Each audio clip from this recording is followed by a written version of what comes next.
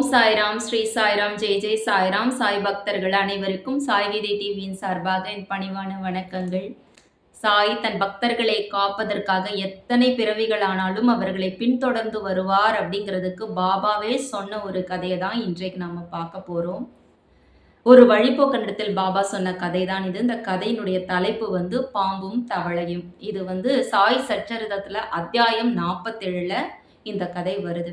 ஒரு நாள் பாபா இலைப்பாறுதலுக்காக ஒரு நதிக்கரை ஓரமா போறார். காலை உணவெல்லாம் உண்ட பிறகு ஒரு நதிக்கரையில போய் முகம் கை கால் எல்லாம் அலம்பிட்டு பாபாவுக்கு இந்த புகைக்குழாய், அந்த சில்லிம் புகைக்குழாய் உபயோகப்படுத்துகிற பழக்கம் இருந்தது. அதற்கான ஏற்பாடுகள்லாம் செஞ்சிட்டு இருக்கும்பொழுது பாபா காதுல ஒரு ஓலம் கேட்கிறது, அதாவது ஒரு சத்தம் கேட்கிறது.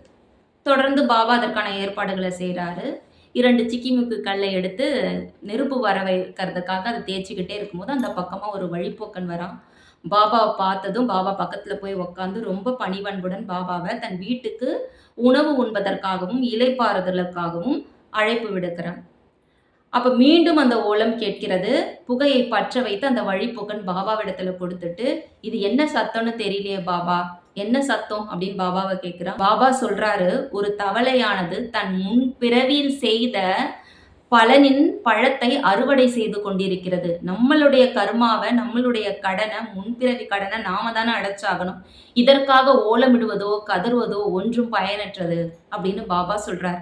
அப்ப அந்த வழிப்போக்கன் சொல்றான், தானே நேரில் போய் அது என்னன்னு பார்க்கணும்னு சொல்லும் பொழுதே பாபா சொல்றாரு, ஒரு பெரிய நாகம் தவளையை விழுங்கிக் கொண்டிருக்கிறது. இந்த இருவருமே புனர்ஜென்மத்துல மனிதர்களாக இருந்து கொடூரமான செயல்களை செய்தவர்கள். அந்த செயல்களுக்காக மீண்டும் இந்த உடலிலே பிறப்பெடுத்து அதற்கான பலனை அனுபவித்துக் கொண்டிருக்கிறார்கள் அப்படின்னு பாபா அவன் போறதுக்கு முன்னாடியே சொல்லிடுறாரு. அந்த வழிப்போக்கன் புகையை பற்ற வைத்து விட்டு தானும் குடித்து விட்டு போறான். போய் பார்க்கறான். பார்த்துட்டு பாபாட்ட சொல்றான், பாபா இது மாதிரி ஒரு பாம்பு, கரும் நாகம் ஒரு தவளைய விழுங்கிட்டு இருக்கு, தன் வாயில கவ்வி பிடிச்சுக்கிட்டு இருக்கு. இன்னும் 10 நிமிஷத்துல அந்த தவளைய அந்த பாம்பு தின்றுவிடும் அப்படின்னு சொல்றான்.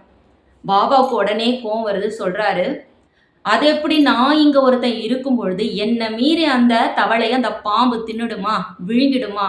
நான் தான் அதன் பாதுகாவலன், நானே அதன் தகப்பன், எப்படி அதை விழுங்கும், நான் போய் பார்க்கலாம் வா அப்படின்னு சொல்லி 2 பேரும் போறாங்க. நேரா போய் பாபா ஒரு அதட்டல் கொடுக்கிறார். ஏ வீரபத்ரப்பா, பசப்பாவை விடு. தான் தவளையாக பிறந்த போதும் பசப்பா வருத்தப்படவில்லையா? நீ பாம்பாக பிறந்து இன்னும் அந்த பழைய புத்தியோடவே இருக்கியே, இது உனக்கு தவறுன்னு தெரியலையா? இப்ப விட போறியா இல்லையா அப்படின்னு கோவமா கட்டளை இட்டதும் பாபாவின் இந்த வார்த்தைகளை கேட்டதும் அந்த பாம்பு அந்த தவளையை அங்கேயே விட்டுட்டு ஆற்றில் மறைந்து விடுகிறது. தவளையும் தன்னை காப்பாற்றிக் கொள்வதற்காக அந்த புதரில் மறைந்து விடுகிறது. இதை பார்த்துட்டு இருந்த அந்த வழிப்போக்கனுக்கு ஒரே ஆச்சரியம். எப்படி பாபா சொன்னதும் இந்த தவளைய பாம்பு விட்டுது? இந்த வீரபத்ரப்பா யாரு, இந்த பசப்பான்றது யாருன்றது அவனுக்கு ஒரு புரியாத புதிரா இருந்தது. பாபா இடத்துல கேட்குறான், யாரு பாபா இவங்கெல்லாம், நீங்க சொல்றது பண்றது எதுவுமே எனக்கு புரியவே இல்லை, எனக்கு விளங்கவே இல்லை அப்படின்னு சொன்னதும் பாபா கதையை சொல்ல ஆரம்பிக்கிறார். அவர் வசித்த இடத்திலிருந்து 4 மைல் தூரத்துல ஒரு சிவன் ஆலயம் இருந்ததாகவும் அந்த ஆலயம் பிரசித்தி பெற்ற ஆலயமாக இருந்தது. ஆனா பழமை வாய்ந்த அந்த ஆலயம் சிதலம் அடைய ஆரம்பிச்சது. பூஜை புனஸ்காரத்திற்கு தேவையான ஏற்பாடுகள்லாம் செய்யணும். மேலும் அந்த கட்டிட வேலைகள்லாம் நல்லா பண்ணி கோவிலை புதுப்பிக்கணுன்றதுக்காக அந்த ஊர் மக்கள் எல்லாம் ஒன்று திரண்டு நிதி வசூலித்து அதை அந்த ஊர்ல இருக்கக்கூடிய ஒரு பணக்காரனிடத்துல ஒப்படைக்கிறாங்க. அதாவது கணக்கு வழக்கெல்லாம் பார்த்து இந்த கோவிலை சரி பார்க்கணும், பூஜை வேலைகள்லாம் செய்யணுன்றதுக்காக நிதியா அவனிடத்துல நம்பி கொடுக்குறாங்க. ஆனா அந்த பணக்காரனும் முதல் தர கஞ்சனா இருந்தான். மேலும் அந்த ஆலய பணிக்காக கொடுக்கப்பட்ட அந்த தொகையை மிக சொற்பமான முறையில உபயோகப்படுத்தி சொற்ப முன்னேற்றத்தை மட்டுமே காண்பித்து மிச்சமுள்ள பணத்தை எல்லாம் தானே விழுங்கி ஏப்பமிட்டு கொண்டான்.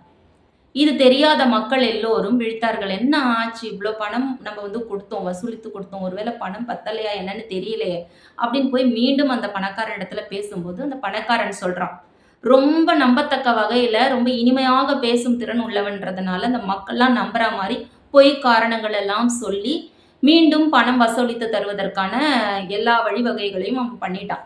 மக்களே அந்த முன் மீண்டும் போய் ஒரு தொகையை வசூலித்து மீண்டும் நம்பி அவன் இடத்துல கொண்டு அந்த தொகையை கொடுக்கறாங்க. அவன் பழைய மாதிரியே அந்த தொகையை வாங்கி வைத்துக்கொண்டு ஒரு முன்னேற்றமும் காட்டாமல் அப்படியே இருந்தான். அந்த கோவிலும் அப்படியே இருக்கு. இப்படியே நாட்கள் போயிட்டு இருக்கும் பொழுது ஒரு நாள் அந்த கஞ்சனுடைய மனைவியின் கனவில் மகாதேவர் சிவபெருமான் தோன்றி, எழுந்திரு, கோயில் கோபுர பணியை நீ செய்து முடி, நீ எவ்வளவு செய்கிறியோ அதற்கு 100 மடங்காக நான் உனக்கு திருப்பி தரேன் அப்படின்னு சொல்லி சிவபெருமான் அவள் கனவில் இருந்து மறைந்து விடுகிறாள். அந்த கனவு காட்சியை போய் உடனடியாக தன் கணவரிடம் மறுநாள் சொல்றா. அந்த கணவன் அதை நம்பவே இல்லை. கணவனுக்கும் மனைவிக்கும் இடையே மனஸ்தாபம் உண்டாக்கக்கூடிய ஒரு கெட்ட கனவு போல தோன்றுகிறது. நான் உன் அருகில் தானே இருந்தேன், உன்கிட்ட சொன்ன மகாதேவர் ஏன் என்கிட்ட சொல்லவே இல்லை, என்கிட்டயும் சொல்லியிருக்கணும்ல, இது கனவே கிடையாது, இது நிஜம் கிடையாது, நம்பி இதனால போய் நம்ம எதுவும் பணம் செலவழிக்க முடியாதுன்னு சொல்லி மழுப்பி விடுகிறான். அந்த மனைவியும் எதுவும் செய்ய முடியாமல் விட்டு விடுகிறார். இப்படியே நாட்கள் போகுது. இன்னும் கொஞ்ச நாள் கழித்து மீண்டும் அந்த மனைவியின் கனவில் சிவபெருமான் தோன்றி சொல்கிறார், நீ உன் கணவனிடத்தில் சென்று எனக்காகவும் இந்த கோவிலுக்காகவும் எதுவுமே கேட்காத, வற்புறுத்தாத, உன்னால் இயன்றது என்ன முடியுமோ அதை கோவில் பணிக்காக நீ கொடுப்பாயாக அப்படின்னு சொல்லி மீண்டும் மகாதேவர் கனவில் தோன்றி சொல்லி மறைந்து விடுகிறார். இந்த கனவுக்கு அப்புறம் அந்த பெண்மணி தன்னுடைய நகைகள் அனைத்தும், தன் திருமணத்திற்காக தந்தை கொடுத்த நகைகள் அனைத்தும் ஆலய பணிக்காக பயன்படுத்தலான்னு தன் கணவனிடம் கலந்தாலோசிக்க சென்றபோது பெருமளவில் இந்த கஞ்சன் கலக்கம் அடைந்து அந்த நகைகள்லாம் தானே வாங்கி வச்சுக்கிட்டு 1000 ரூபாய்க்கு கம்மியாக அந்த நகையெல்லாம் மதிப்பிட்டு அதற்கு ஒரு நிலத்தை பாதுகாப்பு பத்திரமாக கோவிலுக்கு வழங்குறான். அந்த நிலம் கூட டுபுக்கி என்ற ஒரு ஏழை பெண்மணியால் இந்த கஞ்சனிடத்துல அடகு வைக்கப்பட்ட ஒரு நிலம் 200 ரூபாய்க்காக. இப்போ இந்த கஞ்சன் என்ன பண்ணான்? கடவுளையும் ஏமாத்திட்டான், மனைவியும் ஏமாத்திட்டான், டுபுக்கின்ற அந்த ஏழை பெண்ணையும் ஏமாத்திட்டான். அந்த நிலமோ தரிசு நிலம். நல்ல பருவ காலத்துல நல்ல மழை பெய்கிற நேரத்துல கூட விளைச்சல் எதுவும் தராத அந்த நிலத்தை ஒரு ஏழை பூசாரியின் பாதுகாப்புல விட்டுடுறாங்க. அந்த ஏழை பூசாரியும் இந்த தர்மத்தால் மிகவும் சந்தோஷம் அடைகிறார். இப்படி போயிட்டே இருக்கும்பொழுது ஒரு விசித்திர நிகழ்வு நடக்குது. இடி விழுந்து பெரும் மழையில அந்த கஞ்சனுடைய வீடு இடிந்து விழுகிறது. இதுல மனைவியும் அவங்க கூடயே இறந்து போயிடுறா, டுபுக்கியும் இறந்துடுறா. அடுத்த பிறவியில இவங்க எப்படி பிறப்பெடுக்கிறாங்கன்னா, இந்த கஞ்சன் மதுராவில் ஒரு ஏழை பிராமணனாக பிறந்து வீரபத்ரப்பா என்று பெயரிடப்படுகிறான்.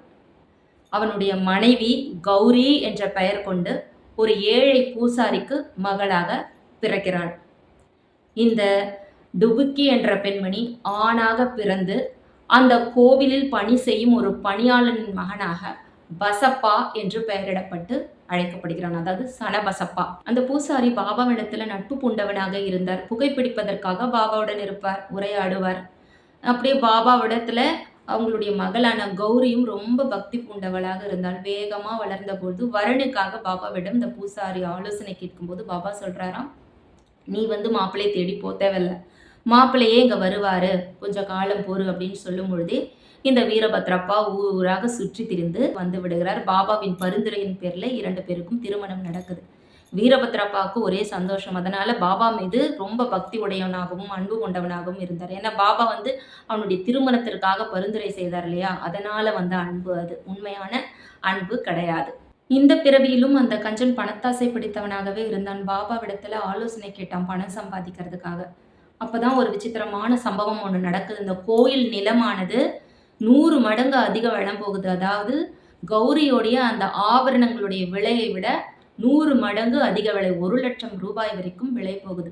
இந்த பணத்தை எப்படி கொடுக்கணும்னு முடிவு பண்றாங்கன்னா, பாதி தொகையை ரொக்கமாகவும் மீதி தொகையை தவணை முறையில, அதாவது 25 தவணைகளா 2000 ரூபாயாக கொடுக்க ஒப்பந்தம் நிறைவேறுகிறது. ஆனா பணத்துக்காக எல்லாரும் சண்டை போட ஆரம்பிச்சிட்டாங்க. இதுல தீர்வு வேணும்ன்றதுக்காக பாபாவிடத்துல எல்லோரும் தீர்ப்பு கேட்குறாங்க. அப்ப பாபா சொல்றாரு, உண்மையான சொத்துக்காரி யாருன்னா கௌரி தான். கௌரியை தாண்டி இதுக்கு உரிமை கொண்டாட இங்க யாருமே கிடையாது. கணவனுக்கெல்லாம் இதுல துளி கூட உரிமையே கிடையாது. இந்த மொத்த சொத்தும் கௌரியுடையது. அவளுடைய ஆலோசனையின் பேர் தான் எல்லாமே நடக்கணும் அப்படின்னு சொல்லி பாபா சொல்றாரு. இதனால ரொம்ப கோபம் வருது வீரபத்ரப்பாவுக்கு. அந்த பணத்தை எல்லாம் கொள்ளையடிக்கிறதுக்காக பாபா இந்த மாதிரி பேசுறாரு அப்படின்னு வீரபத்ரப்பா சொன்னதும் பாபா கடவுளை நினைவு கூர்ந்து அமைதியாக இருக்க வேண்டிய கட்டாயத்துக்கு போயிடுறாரு. அந்த கஞ்சன் தன் மனைவியும் திட்டுகிறாள். கௌரியோ ஓடி பாபாவிடத்துல, அவன் சொல்வதை எதுவும் நீ பொருட்படுத்த வேண்டாம், என்ன ஆனாலும் நீங்க தான் எனக்கு பாதுகாப்பு அப்படின்னு சொல்லி பாபாவுடைய உதவியை நாடும் பொழுது பாபா உனக்காக 7 கடலையும் நான் கடப்பேன் அப்படின்னு வாக்குறுதி கொடுக்கிறாரு கௌரிக்கு. அன்று இரவே கௌரியின் கனவில் மகாதேவர் தோன்றி, இந்த பணம் முழுவதும் உன்னுடையதே, நீதான் அதற்கு உரிமைக்காரி.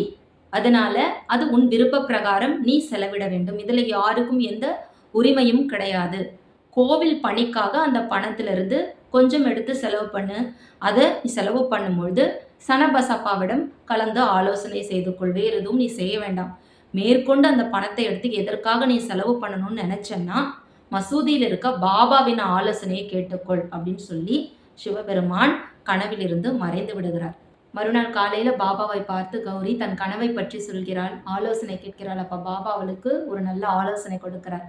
இதனுடைய அசல் தொகை உனக்கானது. இதுல வட்டியில வரக்கூடிய தொகையில பாதிய சனபசப்பாவுக்கு கொடுத்துரு. ஆனா இதுல உன் கணவருக்கு எந்த பங்கும் கிடையாது. வீரபத்ரப்பாவுக்கு இதுல சம்பந்தமே கிடையாது அப்படின்னு சொல்லிக்கிட்டே இருக்கும் பொழுதே வீரபத்ரப்பாவும் சனபசப்பாவும் சண்டை பிடித்து கொண்டே வருகிறார்கள். ஒருவரை ஒருவர் பயங்கரமா அடிச்சுக்கிறாங்க, சண்டை போடுறாங்க. பாபா தன்னாலான அனைத்து முயற்சிகளையும் செய்து அவர்களை விளக்க பார்க்கிறார். ஆனா அந்த சண்டை முடிவுக்கே வரவில்லை. வீரபத்ராப்பாவுக்கு பயங்கர கோபம் வந்து, நான் சனபசப்பா உன்னை கண்டம் துண்டமாக வெட்டி விடுவேன்னு மிரட்டும் பொழுது சனபசப்பா ஓடி வந்து பாபாவின் பாதங்களை பற்றி கொண்டு அவருடைய பாதுகாப்புக்காக வேண்டுகிறான். பாபாவும் அதை ஏற்றுக்கொள்கிறார்.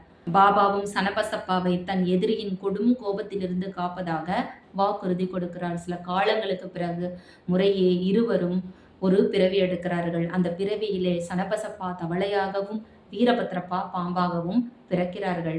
அதே பகைமை உணர்ச்சியுடன் வீரபத்ரப்பா தவளையாக பிறந்த சனபசப்பாவை விழுங்க போகும்பொழுது தான் கொடுத்த வாக்குறுதியை நினைவு கூர்ந்து பாபா ஓடி சென்று சனபசப்பாவை காப்பாற்றி தன் வாக்குறுதியை நிறைவேற்றுகிறார்.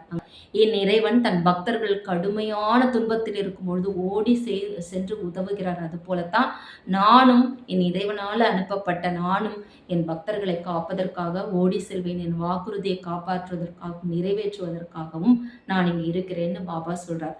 இந்த கதையோட நீதியை நம்ம பார்க்க போனோம்னா, பேராசைக்காரன் ரொம்ப கீழ்மையான நிலைமைக்கு போறான். அதனால சுற்றி இருக்கவர்களுக்கும் கேடு விளைவிக்கிறான்.